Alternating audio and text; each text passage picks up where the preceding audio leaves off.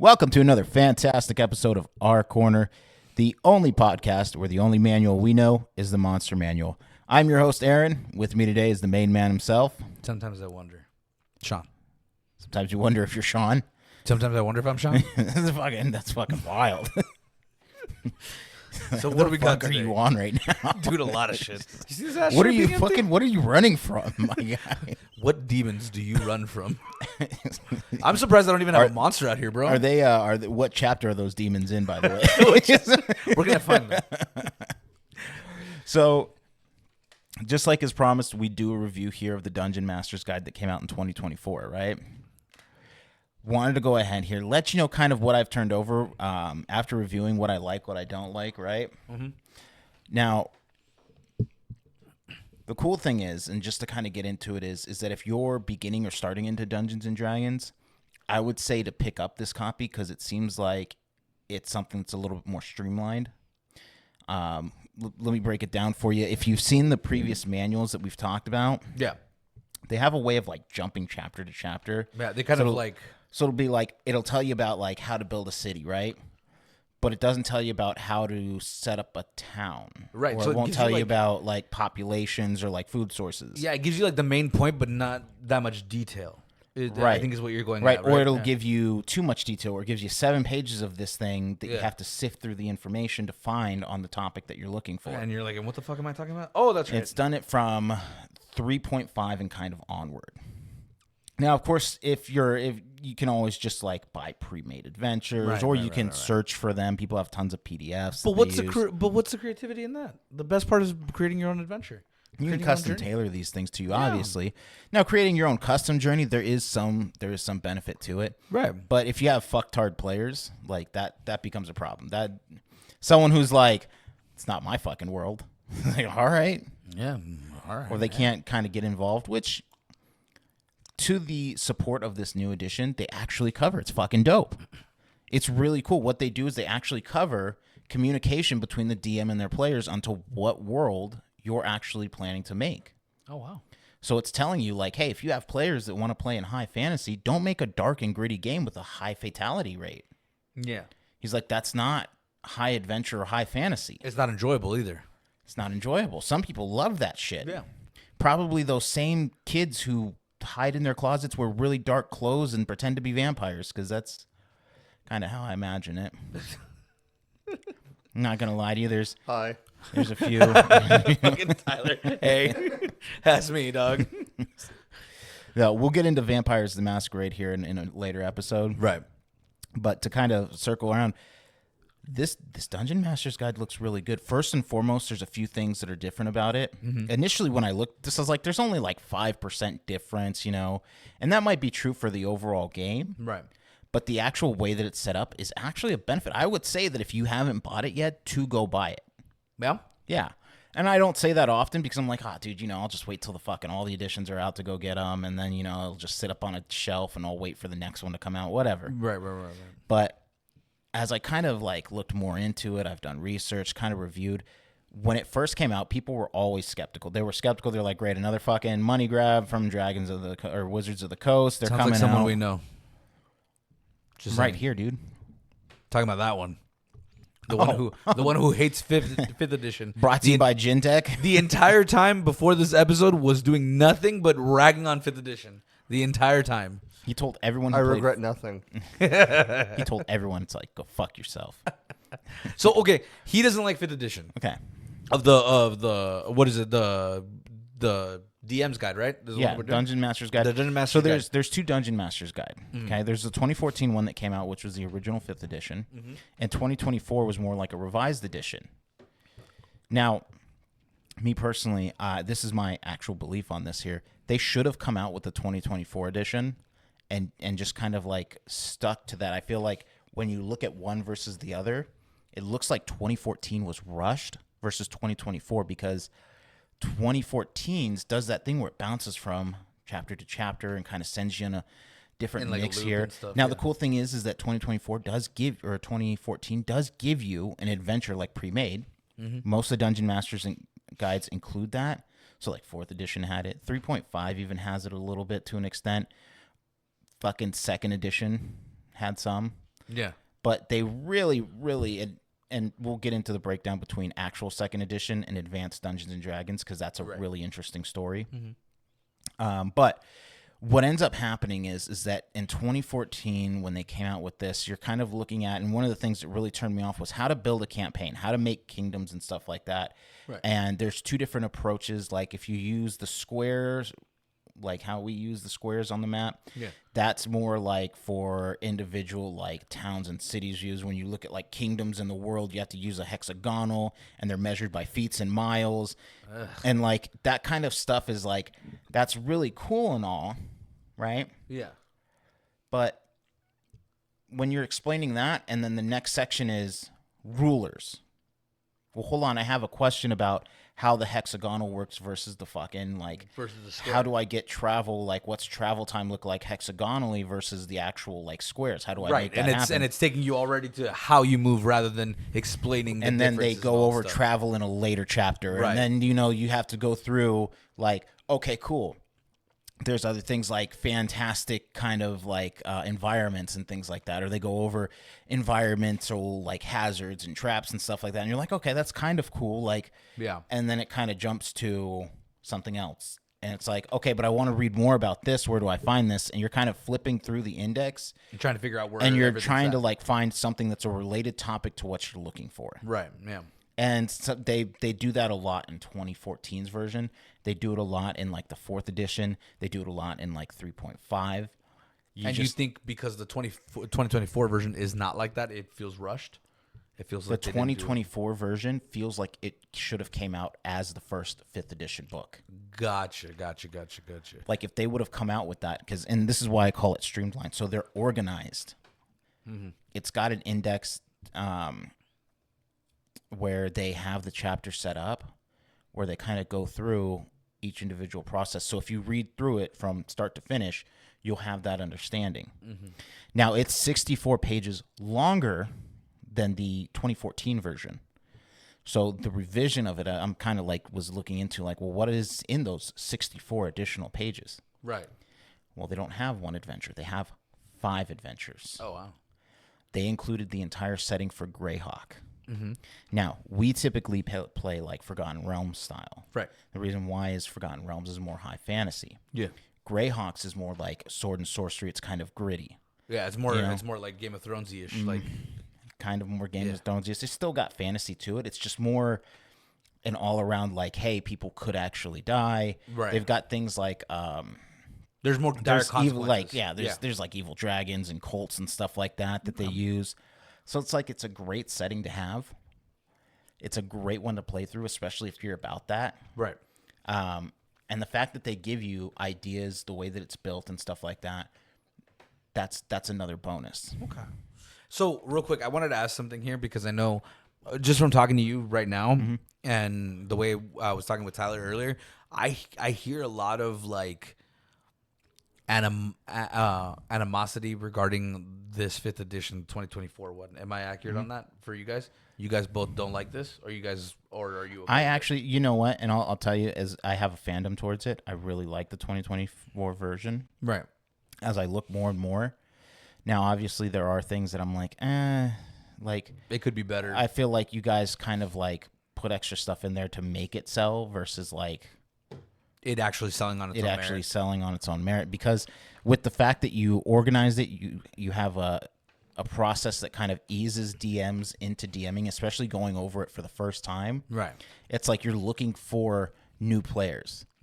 So it's like it's really cool that they're doing that, because let's face it, like if you don't like the part, you can skip through it. Right. But if you have a product here that comes out that you're looking at and they say flat out like, hey, just jumping back from chapter to chapter because people who've already like played the game know how to read it. Well, it's easy to get overwhelmed. Right. Of course. Right? The biggest thing that guide does say is like it goes over a fact for like new DMs. Like, hey, every DM is unique. You can try and copy a style, But everyone's unique. but every DM is unique to what they do. I like that And they that's- put that in the book. That's good, like to kind of reference. Well, that. like, and that's something that I think we've kind of forget as like players and dungeon masters Yeah. and stuff like that. Even Gary Gygax says it. It's not the rules that as written. It's It's the spirit of the game. Shout out to Gary Gygax. I wonder how many people out there actually know who that is. That's pretty cool. I'm I only curious too, learned but recently because of you The guys. other thing is that you don't even need to know who Gary Gygax is to love the game. True. No, yeah, I know. I think everybody. It's just a nice puts- piece of history. Yeah, it's a nice piece of history. I remember going on to like the Wizards of the Coast website, Right. and they had it like when he died. They had a huge thing on it. I was like, no fucking way. That's good that they give a But tribute to him. there was a That's, like, huge dope. thing. Yeah. So real quick, what do you think about it, Tyler? Because he kind of gave his opinion. I don't know. Were you done with that opinion? Were you done with your opinion? Or were you gonna add more? I'm. Of course, we're going to talk about more, but Yeah, for obviously. starting off right here, I'm a fan. Yeah, you're a fan. So I'm you're a fan. positive. I'm So you're positive. Like I probably might go get it. And you like the fact that it's streamlined and all that stuff. and I everything love the like fact Okay. that it's streamlined. What about you? What do you think? When I'm talking about 5th edition, I'm talking about like the 2014 version. I don't know as much about the 2024 version. I mean, if it is better, Aaron, if that's what you're saying, then that's a great thing. I think that gets a lot of more people into the game. Right. A lot of more people that were, how do I Maybe say it? not So fans before. Yeah. 3.5 only people. They might start playing it if it's really like accessible to like to the normal person and to the old hand. And if they don't, and that's the big thing here. If you don't like the edition, Mm-hmm. don't go out and get it based off of opinions. I mean, like Right. honestly, if you found your game, you're comfortable running it. That should be your game. That should be your game. Like just I run agree. it. I agree. Run I it. agree. I mean, realistically, like honestly, we could play the game instead of having like sets of dice. We could play it with like fucking D6s and have it run that way. And like that's again, it's just based on what feels comfortable for you to play. I love the flexibility in these games. Like even D&D and even fucking Warhammer and Kill Team and all that stuff. Like even if they're different versions, Oh, yeah. like you can always opt out to make them play differently just based on your own comfort level. That's so dope. Yeah. And the big thing is for me is like if a rule sounds stupid, it is. Yeah. Because like how am I going to explain it to you that it makes sense if I don't believe it makes sense? Yeah. I guess yeah. If 'cause, you're, like- you're Sky Daddy, yeah, that makes Yeah, sense. I mean, like if I'm sitting there and I'm being like, look, okay, so now you got to roll to crawl 3 meters. It's like, why does he have to roll to crawl 3 meters? He's literally a fucking soldier. He's probably done this already. Oh. Finally, you see it? Oh, finally, you see this? I don't know what you're talking about. Oh, okay. All right. So my thief didn't know Jumpy Kicky in the first fucking. He didn't have move for jumpy kicky. He didn't have movement. Okay, all right. We're not even gonna Fade all to right. black. Fade to black. All right, Fade to black. You know what? Ooh. I'm gonna write to Den of the Drake. The worst DM, bro. Don't you fucking do it. Ooh. Don't you fucking do it. I listen to him every time he comes out with a new thing. Don't you fucking do it. That story's gonna be there. He's gonna be like, "Fuck you, Aaron." Just kidding. So, but this looks really good, man. I mean, honestly, they have a ton of benefits that go with it. I mean, obviously, with the fact that it's thicker, it's running about the same price as the Oh, you like actual. that thick? No, just kidding. I like that thick book. That spine. that spine. That hard. The cover's really cool too. I know we talked about the cover of the other player's handbook that came out, the 2024 version. Yeah. I didn't put it up in the previous episode. I didn't find the picture. That's my bad. But this one, he's gonna send it to me, so we'll have the picture right here. It's got 2 covers. It's got the alternate cover, which it goes for a little bit more. It's got Loth, the Spider Queen, on it. Oh, that's cool. Which the Spider Queen is the evil god of the fucking dark elves. Yeah, I think you brought it up to me before. Yeah. I heard that before. Which kind of does a shout out to like the original Demon Web Pits kind of story arc. Oh, okay. All right. Which, off record, I'll tell you about. Yeah. I mean, Yeah, I'm sure we'll have a podcast about Oh, it yeah, here. for sure. I'm sure we'll have an episode or 2 where we just kind of run through it. But this way, I'm at least educated on it. Yeah. That's the alternate cover. The official cover, it looks good. It's got the same kind of art style as the player's handbook. There is a couple throws in there. There's a couple like relatable, like little what do you call them? Like not flashbacks. Like shoutouts. Like There's a term for them. There's a fucking term for them. flashbacks. It's like they're like cookies. What? They're like fucking Easter eggs? Easter eggs. Fucking thank you. How was it like cookies? How was No. that like cookies? I was like, what the fuck is the term for that? Tyler, get on here and tell me how that was like cookies. Dude, I don't know. Don't make me like try and delve into this man's mind. Fucking cookie. It's like cookies, bro. Like, I'm sorry. Go ahead. Go ahead. Go Easter- ahead. That was so funny. It's like cookies. Easter they're eggs. Easter eggs. They're not even the same shape. The only thing they have in common is that they're sweet. You weren't even close, man. Anyway, keep It going. was so far off. Just keep going. I kept saying, like, I almost said, like, bunnies. They're like bunnies.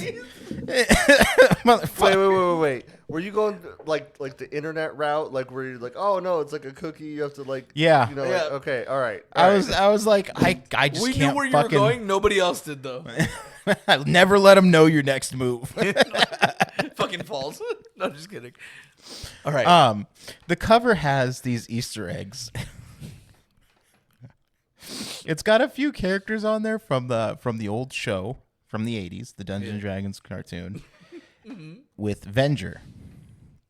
Venger is the main character who's always the evil guy. He always has that growly voice where he's like, I'm gonna get you guys, and he never fucking gets them. And he spends like a fucking half hour chasing around fucking kids. It's like, you know, if you're really like an evil overlord, your plans should be like working more than just like this fucking group. Yeah, you should expand your horizons. They're Oh my like, god, they- he's Timu Skeletor. He's what? Timu Skeletor. Team Moose Skeletor. Yeah. yeah, it came out after He-Man, that's for sure. Like, Hilarious.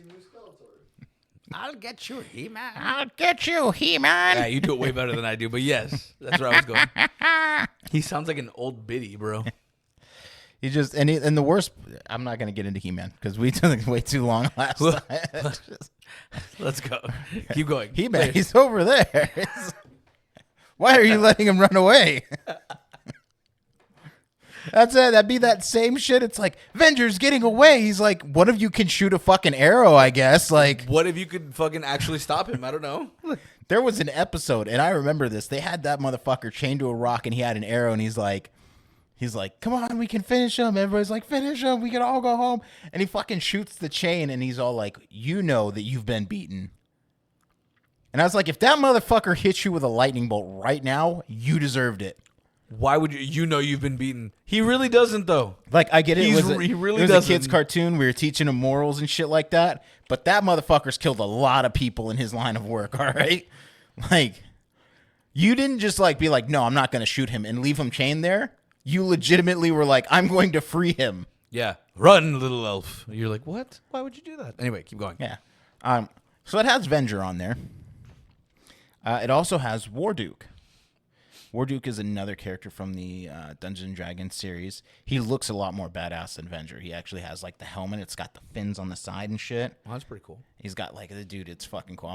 We're gonna have the pictures up, but you're gonna see. You're gonna be like, oh shit! It's like a Franzetta kind of character. Like you'll see like some of the oil paintings that he does. Which favorite artist of mine. I love his renderings for Conan and all that shit. It's amazing. I'll have to look into it. But yeah, you said I'm gonna have the pictures here, so yeah, I'll put them up. we'll have the cover. Okay. We'll have a few different pictures. Yeah, hell yeah, for sure. Biggest thing. This is kind of what I don't like. I don't like that Wizards of the Coast kind of came out with these sets of books years after they came, like 10 years after they came out with an entire 5th edition. Yeah, it seems a little odd to me. Like, I get it. You're kind of wanting to stay with the decade and stuff like that, but you're using the same rules. It's still within that 5% margin. So even if you don't get this one, you can still play 5th edition. Right. But the one thing that irritates me is that this is so streamlined and smooth, and it teaches you everything that you need to know. It provides you the settings and stuff like that. Yet the product that you released, you have the products such as what is it? Spellbinders or something like that. It's not Spellbinders. It's Can't think of anything today, huh? I can't think of shit today, dude. It's like, Are you talking about Pathfinder? no, not Pathfinder, not Mathfinder. That's a different thing entirely. Spelljammers. Spelljammers is a setting that takes place in space, typically run with the Githyanki and the Mind Flayers, which are the two factions here in Baldur's Gate 3 that we talked about in the last episode. Yeah. Spelljammers has things like space ships, where they are like the actual like old school pirate ships that run in space. They have oxygen systems they use. They have all sorts of shit, except for one thing. What? They never put in the book how to have space combat. Oh, yeah, I remember you mentioned that. They have no way of doing space combat. Can you shoot that guy? I don't know. No way. There's no damage dice for the cannons. There's no way that you can tell the cannons and how they work, how the shit. Do you think someone got fired for that? Dude, someone had to have been. I would have fired someone for that shit. Like, the main reason that you have a spaceship is to do space battles. Space damage, space battle. And, like, it's like, oh, okay, so all we do is sail around. This isn't fucking Pirates of Blackwater, all right? We do more than just fucking sailing. What in the fucking merry-go-round is this bullshit? This motherfucker watched Treasure Planet. Dude, he watched Treasure Planet and didn't add the fucking cannons. Wait a minute. Treasure Planet is a shit. No, I like Treasure Planet. Treasure Planet is a shit. They just didn't. It was like they made Treasure Planet but didn't add the fucking cannons to it. I always wanted his hoverboard. The hoverboard was dope. That was a dope-ass hoverboard. That's dope. Man. Just don't ask for any space battle on a fucking hoverboard because Wizards of the Coast will forget. Yeah, they'll forget the fucking. That's the dice part damage. that like irritates me. And I have the 3 sets. It's a good setting. I like it because it kind of like it gives you the alternate like version of like, hey, we're not on a planet anymore. Right. We're sailing through the astral sea or we're sailing through space. We're doing all sorts of cool shit. Right. That's more fantastical and more kind of like sci-fi versus more like sword and sorcery and high fantasy. Gotcha. Now, I just want to say this. It seems like they've included everything in the Dungeon Master's Guide, which is a big bonus. Mm-hmm. But the drawback is that you've already fucked it up in the 2014. So why should we trust you? Right. That's the offset. Like, Yeah. you could open this up and be like, it's the same shit. Yeah. They just organized it. I could have put fucking tabs in my book and done better. And done the exact same thing, yeah. You always run that risk with these manuals. And with them trying to, like, with the open game licensing issues, with the Pinkerton incident, like, it's hard to come back. Adding. Like, I'm a fan through and through. I love their product. Like, they always have cool stuff. Yeah. It's hard to, like, fucking look at it and be like, I trust these guys to have my best interest when it's their dividends. Right. When it's that's what their biggest interest is. Now, I'm cool with like getting the rest of the 5th edition books and maybe even starting to get more of these new 5th edition books that are coming out. Mm-hmm. But my honest opinion is that I found more success coming from like indie book writers and artists and stuff like that run like their actual games that they made their books about. Like, I showed you a handful of them, like Fantasy Mapping, like Towns and Taverns and stuff like that. Towns and Taverns too, yeah. There's tons of them that are like, they're out there, and if you find them, you might have the same 5th edition game, but they have like where they're like, hey, you got to set it up where this rule is this rule, and it makes a ton of sense to do it this way rather than this way. Yeah. There's tons of books that authors write that have worked on these manuals, that they write their own books about how they run their games, and it makes a ton of sense to everybody else. Yeah. That makes sense. And I would say that if you are just really like, if you're wanting to stick with the Dungeons and Dragons, you're just getting into it, get this manual. It'll be like it's. Are we gonna end up playing with that manual? We will end up playing with that manual just because I want to see what it is. Yeah. Worst case scenario, if I get it and I don't use it, it is what it is. We can always use more firewood. That makes sense. But that's good though. It sounds like it's a step forward, but at the same time, I know that people like Tyler and like you are still kind of like treading on light waters with it. But from what you're telling me, it sounds like it's a good step forward. So it sounds like it's a good step forward. I want it to be a good step forward. Obviously, I'm a fan of Wizards of the Coast, so my opinion's a little bit biased. It's not just you; it's everybody, bro. Yeah, and I get it because like I have a love-hate relationship with them. Like, I love playing Dungeons and Dragons. I love when they release products. I hate when their fucking products are just shit. Yeah. And it's like, dude, come on. Like, we know that you can do better. We have, like, as much as you are, like, as much as Hasbro's like, oh, yeah, we're financially invested, all of your players and all of your fans are emotionally invested in this, if not just financially invested in this. Like, we buy tables to play tabletop games. So like products like this, when we see like some of the benefits where it's like, oh, it's got a ton of adventures. It's got its own setting that it's typically Forgotten Realms that they use. It almost gives you hope that there's someone out there still looking and they're like, for the we're play or using something. Greyhawk. I'm like, whoa, hang on a second. That's a huge change already. What? Yeah. You're going to Greyhawk. Yeah. Because keep in mind that like typically in like a Forgotten Realms campaign, while there are ways that your character dies, it's typically more like kind of built for like the padded character. You know what I mean? Like you can kind of be like, okay, well, my guy will get super strong. And fucking Greyhawk, gritty means, hey, plagues, death. Like, let's go. Yeah. It's kind of more straight to the point, more. It's more, and that's brutal. what I like is that they made it so when they say, oh, it's streamlined, it's like, oh, okay, cool. There's not so much detail for like fantastical, like, encounters. Right. It's not so much like, it's still fantasy, so like you'll still have orcs and shit like that. But what I mean is like, hey, I'm not gonna fight a dragon on top of a mountain that's, there's twin portals that are opening up and letting out demons at the same time. Right. Yeah. Like that's always something you can write in, but it's But like that gets too Forgotten fantastical, Realms. yeah. Forgotten Realms typically has that where it's like spine of the world. This is where everything collapses. Right. This is where we're seeing all of this shit. Nothing against Forgotten Realms. I actually had like a ton of their book series, and it's great for a campaign setting. But I feel like when you're introduced, kind of like gritty sword and sorcery is the way to go. It teaches players that, hey, your character can die. It's okay to make a new one. It also teaches DMs it's okay to kill a player. Yeah. Okay. It makes you more comfortable with doing things that most people would find uncomfortable doing. Right. And then my works. biggest thing is that my biggest takeaway is like, look, if you're explaining it like straight through, Yeah. then like sifting through the information becomes easier. Yeah. Going through chapter to chapter to find out that, hey, there's a ton of cool things. One thing we didn't get into was the weapon mastery. Oh. So the Dungeon Master's Guide has a weapon mastery system that each weapon kind of gets its own unique abilities when you have that weapon mastery. Swords are different from axes. Axes are different from polearms. Polearms different from fucking hammers. I mean, there's tons of things and unique abilities that you get for those weapons. Mm-hmm. There's also a monster crafting system, so you can craft items from monsters. Oh, that's cool. Now that's cool. There's, like I said, indie players already hit it. There's an artist out there. We'll drop it in there. We'll drop a little picture of the book that goes through the whole monster hunting process and what parts can use to be made with what. Again, we've had stuff. I keep an eye on all the products that are coming out. Right. Find out which ones are really cool. My honest opinion is that there's a few out there that we could really do that it's like really fun and really cool.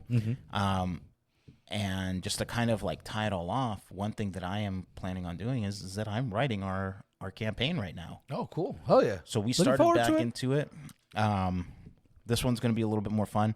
I'm going to try and get the 2024 edition, kind of base the rules off of that and kind of fit it in while I'm still making the towns and things. That works. Kind of get the structure down and everything. Yeah, because it's good practice here. But, yeah, I mean, realistically, I would fucking... If I had to give this book a rating, right? I give this book a 9 out of 10. 9 out of 10. 9 out of 10. The reason I say 9 out of 10, and this is the why behind the what,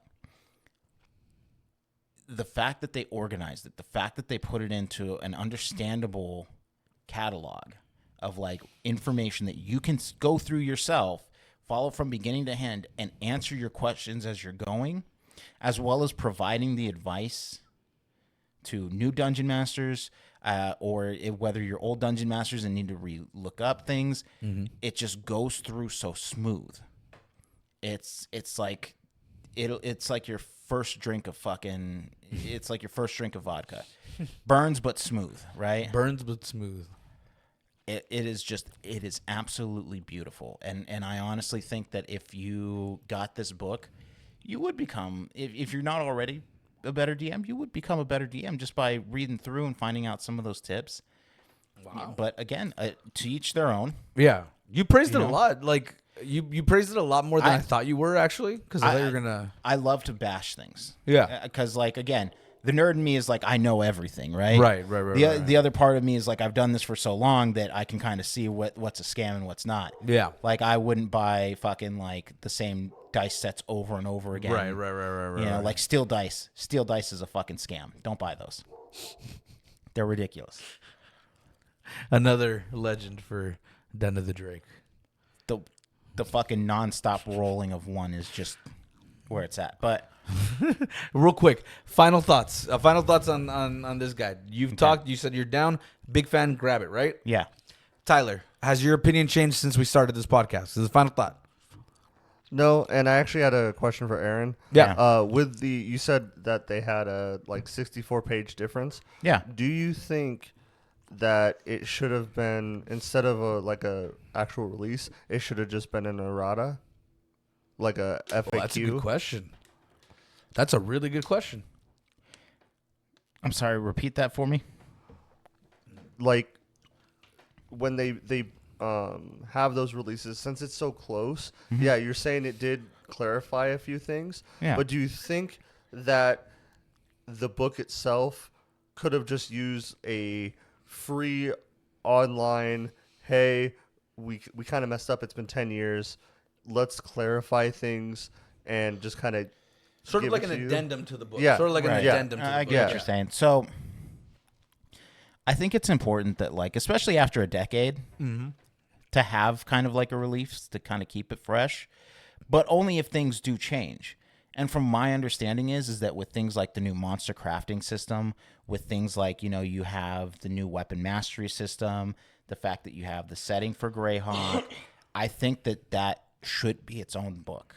And the fact that it's like, yeah, you organized it, but you also set up spaces for how to work with your players, like how to actually, like, actual advice. You didn't just be like, hi, welcome to New Adventures here. Get the whole started. key is like, this is role playing. This is how we role play, blah, blah, blah. No, you kind of like, you're telling them like you're trying to tell a story like, hey, Right. you know, make sure that you're keeping it's like being a DM is your job. Mm-hmm. You are running the world, but you're running it to have fun with your players. If you're not having fun, get the fuck off the table. There's no point of it. My honest advice is that if you're not going to have fun, get the fuck off the table. Yeah, it's not for everybody, but if you're not going to have fun, there's no point of doing it. There's a group for everyone, I'm sure. Okay? But it doesn't mean it has to be my group. Yeah. And I say that to I say that to you, I say that to Tyler. If you don't want to play for fun, get the fuck out. Yeah, or if you don't want to, or if you don't think this is the right place for you to have fun, that's okay. Just don't bother the game that we got going on. And that's one thing. I mean, I'll be honest with you. While I was doing the research for this, someone did approach me. Let me fix my sitting here. Someone did approach me and was like, they were talking to me about Dungeons and Dragons. They said, hey, you know, how do you play? And I kind of gave them a brief synopsis. I was like, oh, okay, well, you kind of use some dice, you roll up your characters. You know, you have one guy who makes the game, everybody else kind of plays the game, and kind of ran through. You go, so how do you win Dungeons and Dragons? And we're kind of set. Sean. We're kind of set in a place here. There's no winning Dungeons and Dragons, Except you're Sean. not even if you're Sean. I won. Not even if you're Sean. Tell I that won. to Jumpy Kicky. Fuck you. Fuck you. Fuck. I ain't never seen your eyes go so wide in your life. We're gonna keep rolling because they're gonna watch the abuse. I hate you. Go so we can end this. But yeah, there's no winning Dungeons and Dragons, and I kind of explained it. I was like, you know, you go through the settings. You know, typically, you know, when you end the game just kind of ends, and then you can pick up where you left off. It's not like you won the game. You just kind of like, you know, you ended the quests. You jump through the hoops, and then, you know, you see where it goes from there. I won. I won. Okay. I beat Dungeons Listen, and Dragons. everybody. Sean won Dungeons and Dragons. And I also beat Kill Team. Even though they made it impossible for me, I still won. He thought it was Death Watch. Oh, yeah, Death Watch. I'm sorry. Not Kill Team. Death Watch. You beat me at Kill Team. Fucking killed me. But other than that, I think that's a good place to stop, man. Some things that I'll bring up kind of in our next segment here. I mean, obviously, we're going to look at the Monster Manual. I got to check and make sure that that's out, though, because one of the big things is I opened my mouth and didn't look for the release date. So I'm hoping, A, that it's already out if it's not. If not, we could always space these out a little Yeah, bit we more. can always space these out a good. little bit more. It's all good. But I'm thinking for the next topic here, or the next thing that we talk about here, is going to be a little bit more dive into kind of like the world of Dungeons and Dragons. Some of maybe like their myths or things like that. Kind of do a few segments on that. I'm with it. If the monster manual's out, great. Let's go with that one. Let's go with it. But other than that, man, like that's really my plans. What are your thoughts? I'm good with it. I think at some point we should kind of not like I like the idea of going into the world, but some of these like again, I mentioned him twice already. We've been listening to Den of the Drake. Maybe we should pick up some of those fucking stories and just see what we can find out because some of them are fucking crazy. Oh my god, dude! Some of them are crazy. Listen, and just to have even be you- able to like listen to them, I'd be like, oh. Dude, going through Reddit and reading some of them are fucking even wilder. Like, and the thing is that most of these guys, what they'll do is that they'll fact check them. We'll get over that, Yeah. man. That's another episode. We almost went in for 2 episodes on this one. So appreciate you guys listening. We'll catch you next time. See you guys.